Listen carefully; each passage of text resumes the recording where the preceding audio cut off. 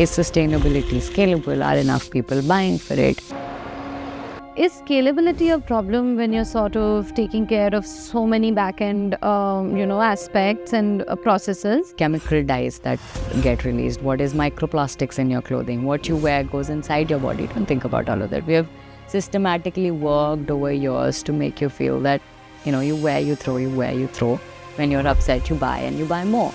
There are people who talk about sustainability and conscious living, and there's the rest of the world. How are our choices affecting us? Think about what are you buying, what are you consuming. Learn how to style it in 5 different ways. Have like a compost bin at the back, creating your own enzymes to clean the house. I grow my own food. In the world, if about 180 billion garments are being produced on a yearly basis, there's only 1% of it that goes back to recycling.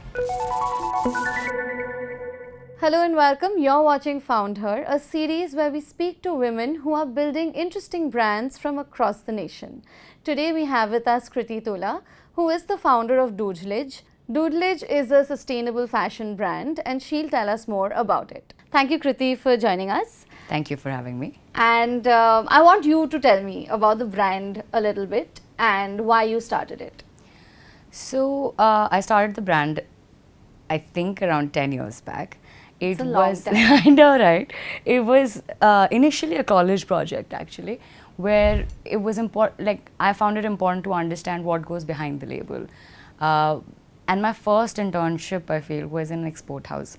And I could firsthand see the amount of wastage that exists in the whole process of manufacturing clothing. Okay. So, and there are so many defected material, post-cutting waste. There's just so much wastage in the process, from samples to defects to just dead stock material. And I felt that why are we still producing more? And that was just one export house in our country. So as I learned more about what that means on a national basis and a global basis, I was pretty sure that there's only one way that I can sustain in this industry, which would be creating something or being a part of something that is more sustainable, more conscious as an organization. And this was 2014 when Instagram, online shopping was just about beginning. We weren't as wasteful in shopping as a country.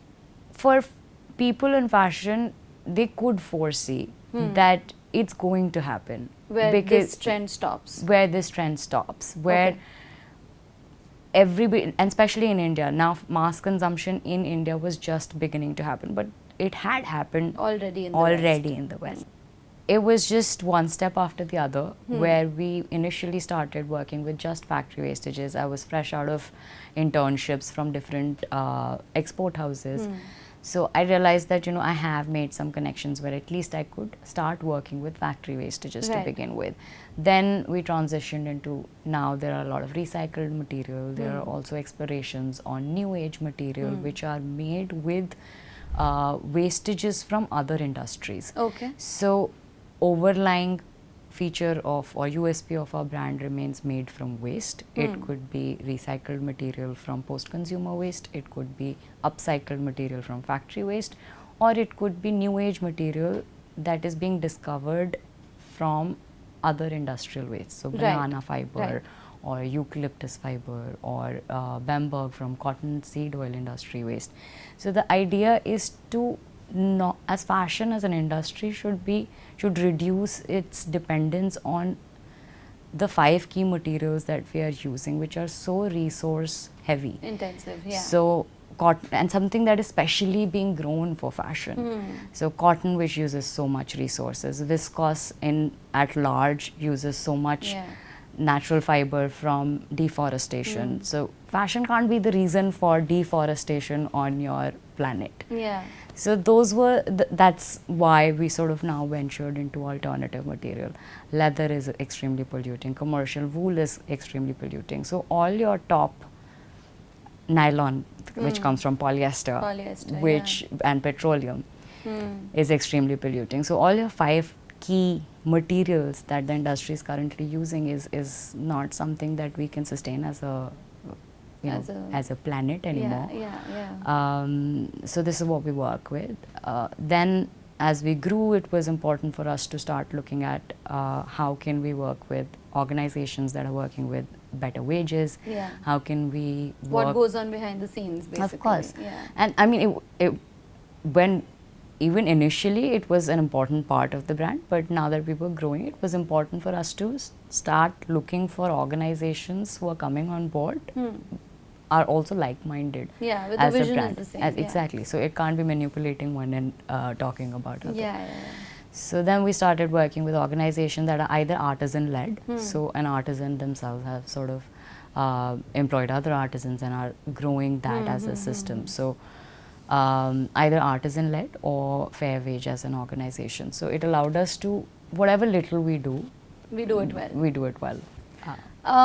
Is scalability a problem when you're sort of taking care of so many back-end, aspects and processes, especially when maybe these processes aren't the bigger norm? Yeah. So is scalability then a problem? See, I feel scalability isn't. Scalability without funds is a bigger problem. So if you were a bootstrapped organization like ourselves, it's a lot harder to sort of bring this product at an affordable price. Right.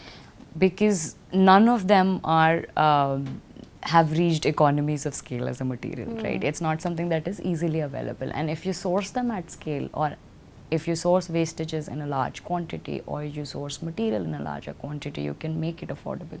But since as a small brand, you're growing from bottom up on your own funds, putting back money what is available, it becomes a very tedious process in terms of scaling it faster. If you have the funds, today there are enough resources to create a genuinely sustainable brand if one wants to create. When I started, obviously this path wasn't as clear. Explored or like people weren't doing enough material explorations to start with. Today you have like 10 different kinds of leather available, from grape, apple, leaf, cactus, whatnot. So if you want to start a brand and you have sorted the capital to be able to do it, it's fairly easy to create a large scale brand. So in that sense, which will also be like affordable at a... Exactly. Because you're starting the other way. So it's doable, and resource is not the reason as to why your scale wouldn't come. I want to understand what the process is. Like, you've touched upon it a little bit, but I think I want to know that if you get waste from like a factory, what is the process then it follows till we sort of see it on the website where we can buy it? So for us, it's extremely important to understand our raw material first.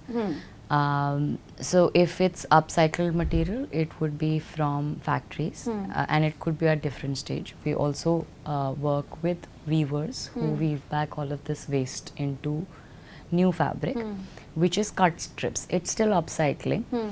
Because it's not going back into fiber stage, so it's just cut pieces that are woven back into raw material, and that raw material can get used as a new piece of fabric.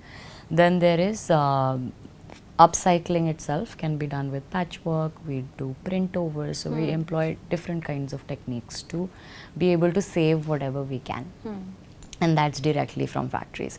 Unlike any other design process which starts with design itself, that this is the trend and this is what I want to design, this is my inspiration, this is what I'm motivated towards. We have always designed the other way around, that this is our raw material, this is what's available, what can we make out of it? Right. So, and now we have new age material and we have recycled material and exploration in recycled material, but back then it was just upcycled material, so there was no other way of going about business.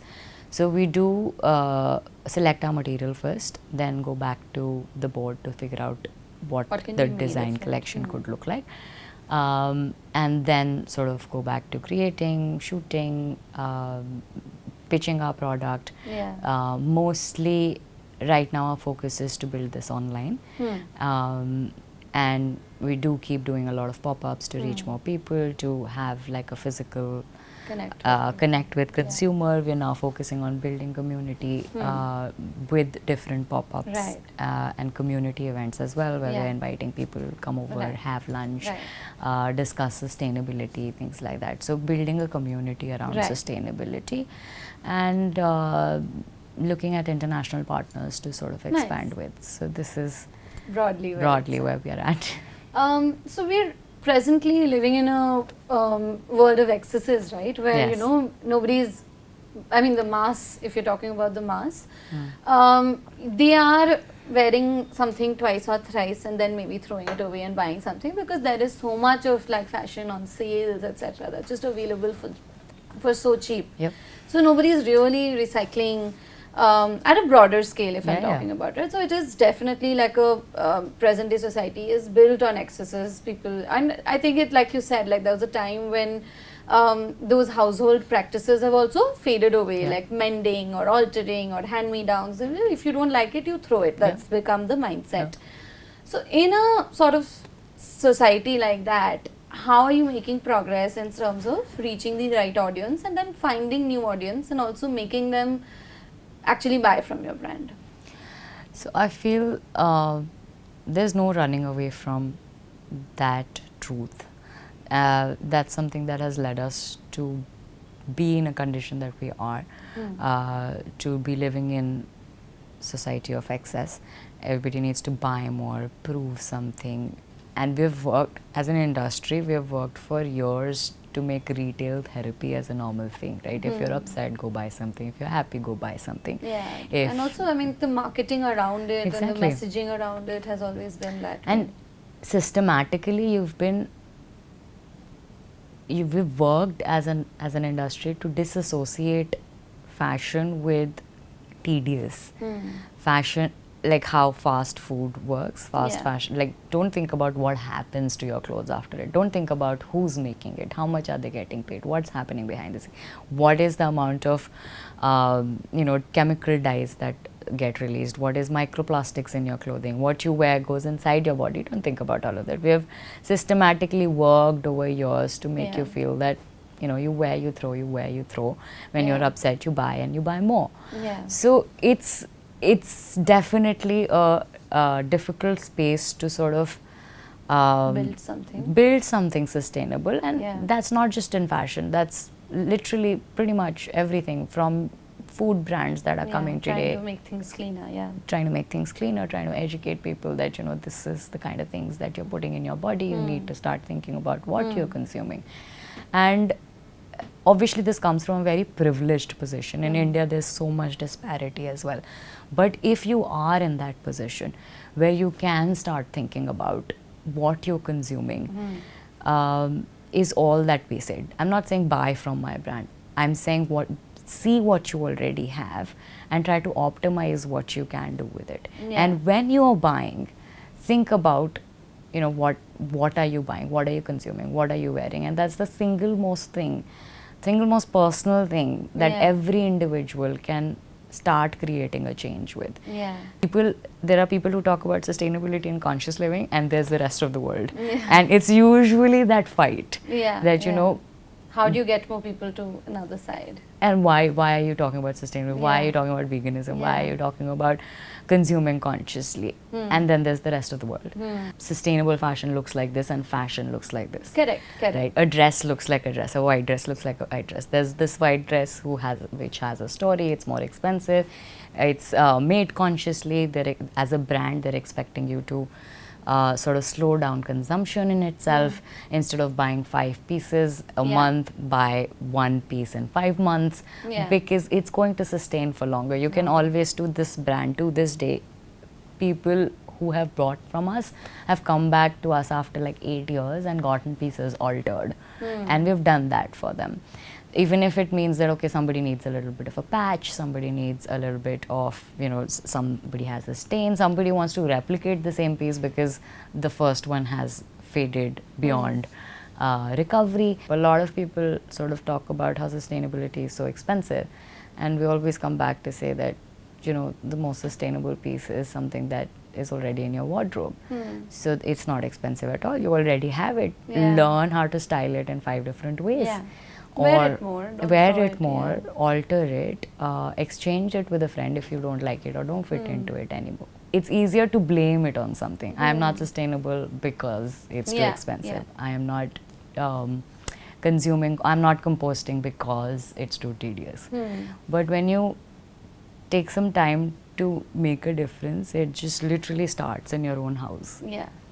And I was going to come to that sustainability or making these choices is a mindset. It's Yeah. not just like one aspect of your life like clothes, it is about everyday choices.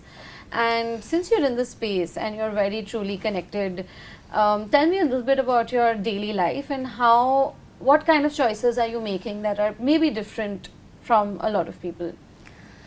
I feel sustainability is a conscious lifestyle, and I think once you start understanding and knowing more about, what you consume or how you live, and whatever you can do to reduce your impact in the process is and something that you can actually sustain, becomes a more sustainable lifestyle. So for me, I think it's important part of my household to have like a compost bin at the back. Very basic. Look at creating your own enzymes to clean the house. It allows me to sort of make sure that there's less chemicals used in my house, less plastic bottles and packaged things that come to my house. Every time I shop, I try to look at, even for dals, this, that, I try to look at alternatives that are available without the packaging. So, and now there are local retail like grocery stores that also carry non-packaged dal. So every little step that you can pick an alternative with, go for it. Do things imperfectly, but have an intention to do it. So then I choose plant-based diet every time that I'm traveling or every time I'm home. I grow my own food with a community which do that, like they hire plots and grow their own food with, which allows me to eat seasonal food. It allows me to see what's going in my body, and then extra compost goes back to that space. So it allows me to close those circles of living. Every time I have to buy something which is not Doodlage, it should be from another brand that is working in the space of sustainability. Right. I want to know if you had to convince someone, so the problem also that I have seen among people I've spoken to, where it's like there are bigger problems, like maybe like climate change. Like I'm seeing like a little bit of effect in my life, but it's also so big that in my day-to-day life I'm not thinking about it as much. Same for maybe how much the rivers are polluted. Like it's so far away as a from problem. me. Yeah, big is a problem and systemic as a problem, and Yeah. also far away from me as a thing. But making sustainable choices is important because It having leads to this.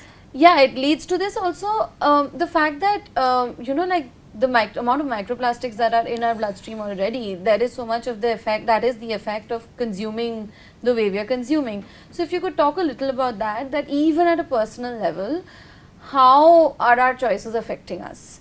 Like even if you're not worried about a very like a world problem, then how are we affected? See, that's exactly everything you said leads to all of this, right? Rivers aren't polluted on their own. We consume too much and we are producing everything at a very, very fast pace, at a very, very low cost. Like, for example, in the fashion industry, all producers are liable to clean the water before it reaches the mainstreams. But the cost of production is so low that they have no funds to actually be doing all of that, to putting in filtration plants and things like that. Now, if you continue to consume at a very, very cheap rate, you don't producers and production factories have also very, very limited choice to, or policies are in place, but enforcement of those policies aren't in place to be able to make sure that these things don't happen. So that is one power I feel every person has, is to consume consciously to be able to change the world.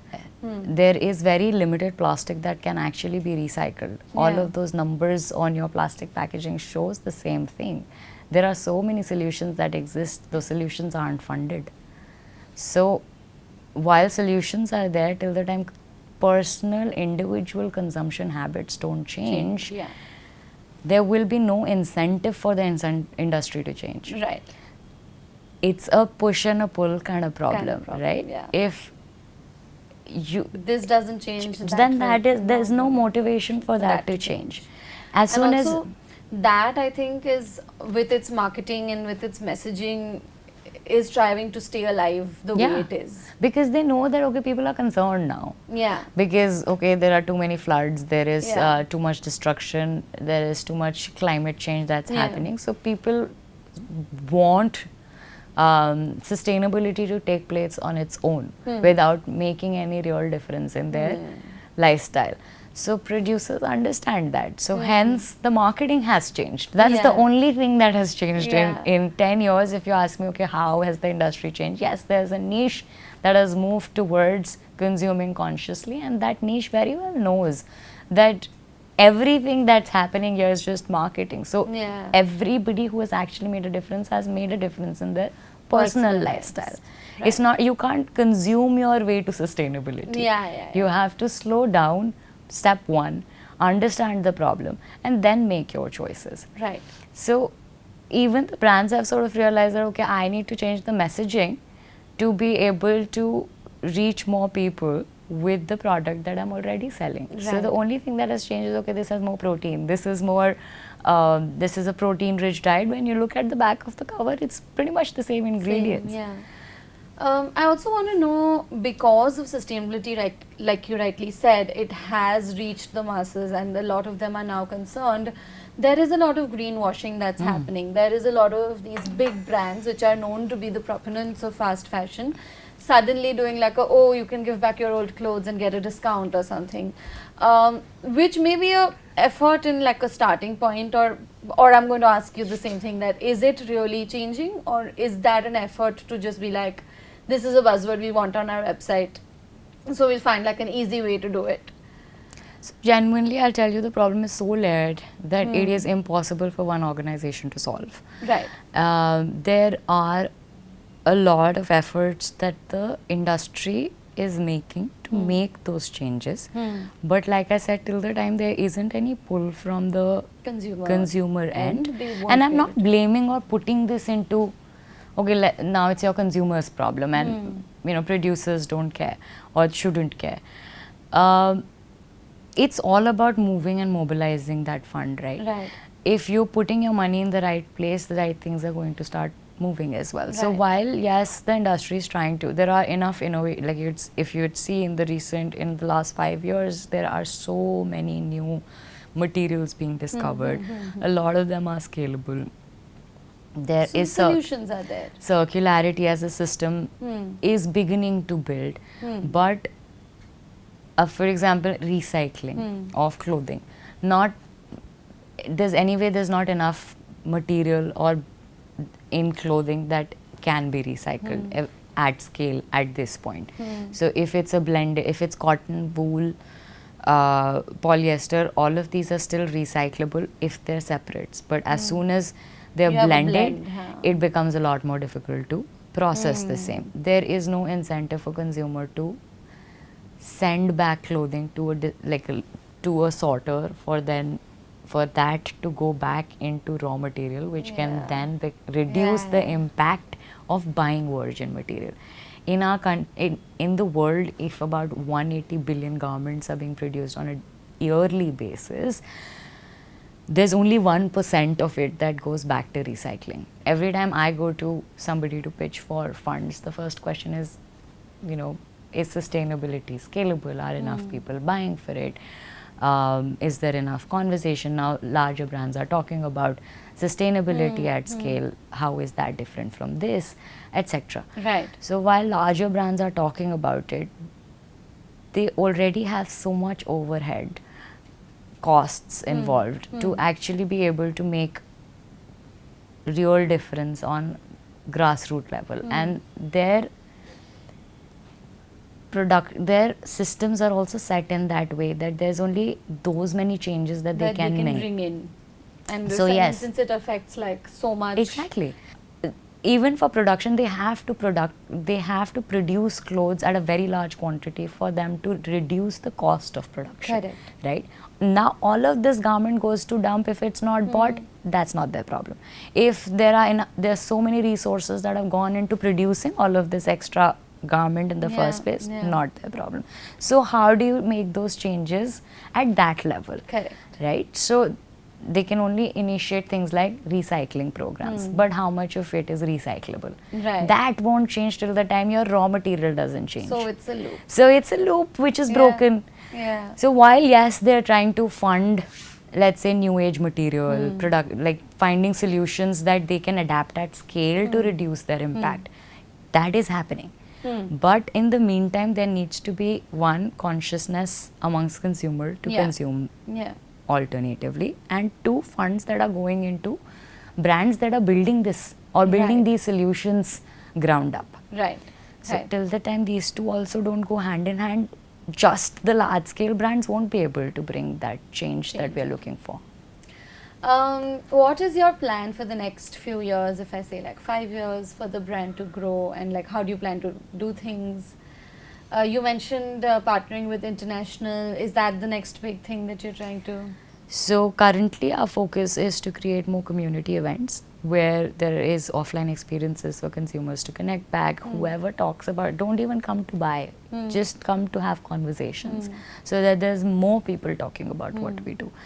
And second, when I say growing internationally, for us it's important to find the right kind of partners to scale the business within different countries.